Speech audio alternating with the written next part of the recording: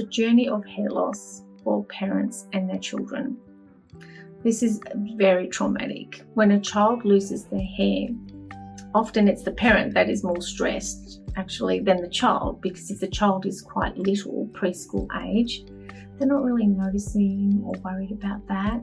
However, parents are concerned. They'll often try and put them in a wig, let's put a wig on you. Little children do not want to wear wigs.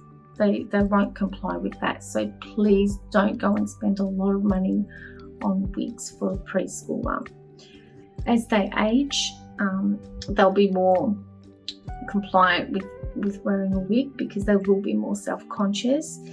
But when there is hair loss, it does affect the whole family when a child has hair loss, because the parents are so worried that the child is going to get teased.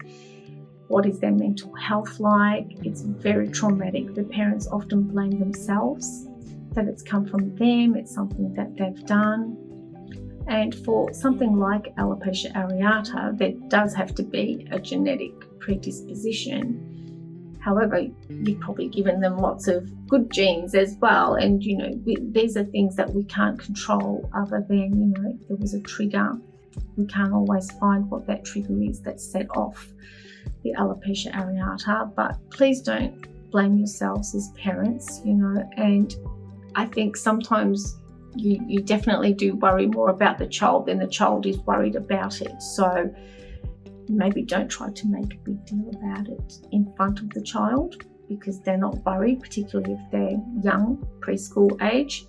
The AAAF in Australia is a great foundation. Shell Campbell founded the AAAF, and they're a fantastic support. They're up with all the latest treatments, and you can get them on Facebook, Instagram, you can phone them, and they'll definitely support you as well if you need that help as a parent. They have help and booklets for the schools to help educate the teachers and children about this type of hair loss.